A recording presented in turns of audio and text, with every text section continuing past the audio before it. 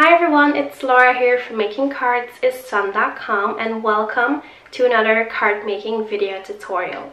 In today's video, I'll be showing you how to make an interactive slider card featuring the Butterfly Kisses stamp and die cut set from Fawn, along with their slide on over grassy border and a large stitch rectangles die cut set. If you're new to my channel, make sure to subscribe and click that bell icon below to receive a notification whenever I post a new video. So without further ado, let's get started on this card. First, I'll be stamping quite a few of the images from the Butterfly Kisses stamp set from Fawn on some Neenah Solar White cardstock. This is a 110-pound cardstock, which is perfect for Copic coloring. I picked out the stamps that I wanted to color, then I positioned them with my MISTI tool, and next I'm stamping them all at once using Memento Tuxedo black ink. You can also use an acrylic block to stamp each image individually, but I just like using the MISTI tool since it's easy and fast. For the grass, I just used YG17 and a YG03. Next, for all of the yellow details, I'll be using Y04 and Y000. I like to use just two colors, maybe three, to add some shading and dimension to these images.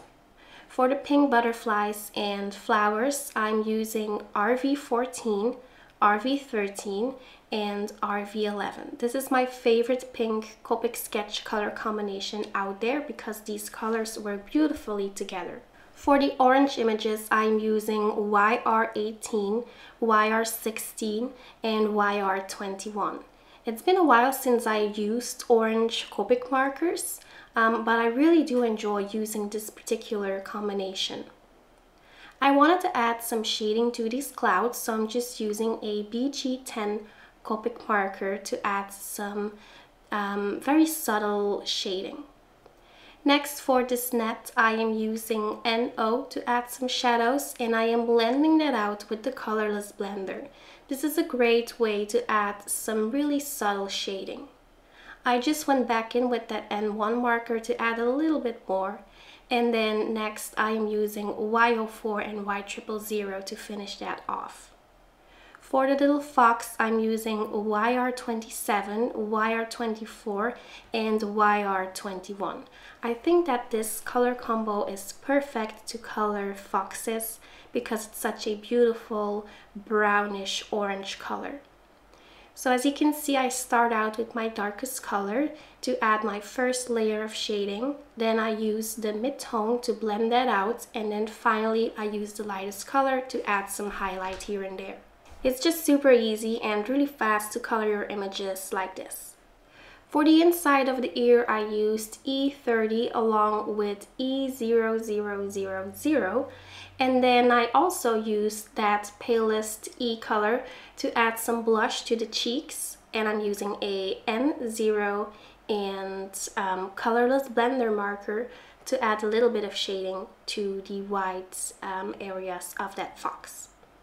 For the bunny, I decided to use E55, E53, and E51. It took me a while to blend these colors together because I wasn't really happy with the amount of shading. So as you can see, I went back in with my darkest color just to add a little bit extra shading here and there. Now that I colored all of these images, it's time to cut them out. I like to use the coordinating dies from the Butterfly Kisses die cut set from Fawn, and I use my Spellbinders Platinum 6 die cutting machine to do that. For my card base, I am going to use a piece of pattern paper. Well, it's not really my card base, but for the main piece of my slider card, I mean. This is the Perfectly Plaid Spring paper pad from Fawn. However, I just noticed that it's been discontinued, but I'm sure there's something similar out there. I used the Grassy border die to cut a grassy border, and then for my slider piece I am using one of the sliders from the Slide On Over die cut set from Fawn. I like to attach my dies to my cardstock with some heavy duty low-tack tape just to temporarily hold down that die, while I run it through my die cutting machine.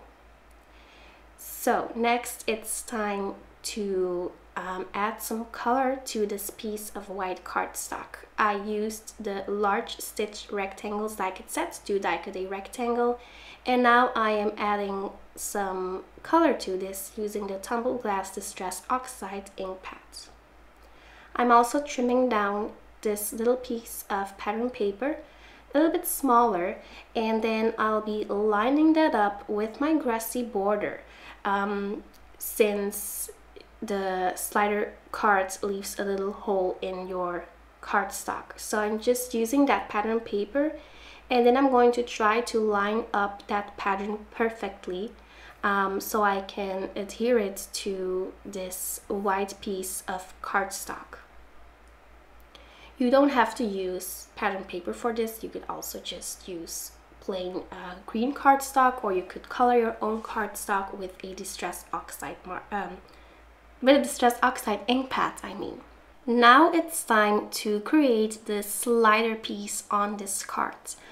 I'm using some foam tape from Scotch, and I just doubled that up, and now I'm using my EK Success Cutter Bee scissors to cut that piece a little bit smaller, and so I can create a nice frame for my slider. I am using a penny as my slider piece. There are specific little discs out there, I think they're called, to create sliders, but a coin works perfectly fine as well.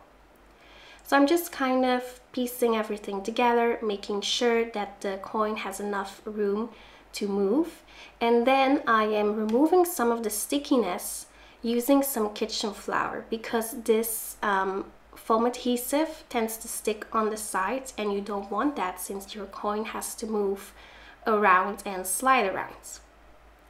Alright, so next I am going to cut a piece of foam tape a little bit smaller so I can adhere it to my penny. You can also use regular foam squares. I just like to use foam tape since it's really easy to cut it exactly to the size that you want it to be. I'm also adding some kitchen flour to the side of this piece of foam tape. Kitchen flour is a great way to do this. However, you can totally use the powder bags out there, or like the Martha Stewart's powder tool. Anything like that works. So then I adhered my little fox on that piece of foam, and then my slider piece is finished. Now it's time to adhere this slider to my card base, and then I'm just going to piece everything together. I'm using my Tonic Nuvo Smooth Precision Glue Pen to adhere the smaller images to this card. As you can see, it's really easy to adhere everything nice and precise, like the net over there and the teeny tiny flowers. I'm also using some foam adhesive to adhere some of the images, like the rabbit and then some of the butterflies and the grass as well. Next, I'm going to stamp a sentiment from the Butterfly Kisses stamp set from Fawn. I am using the sentiment that says "Have a happy day," and I'm stamping it with Memento Tuxedo black ink and a regular acrylic block. I didn't really know where I wanted to stamp my sentiment, so I just waited until I finished this card almost completely. Now that I have a sentiment, it's time to adhere these adorable butterflies. I'm using some foam adhesive for that, and for some of these butterflies I actually doubled up the foam adhesive so they would stand out a little bit more, and so that there would be a lot of difference in dimension. Finally, I'm going to adhere this entire piece using my ATG from Scotch on a standard size A2 card that I cut out of Neenah Solar White 110 pound cardstock, And I'm adding some sparkle to these images with my Spectrum Noir Clear Gloss Glitter Pen.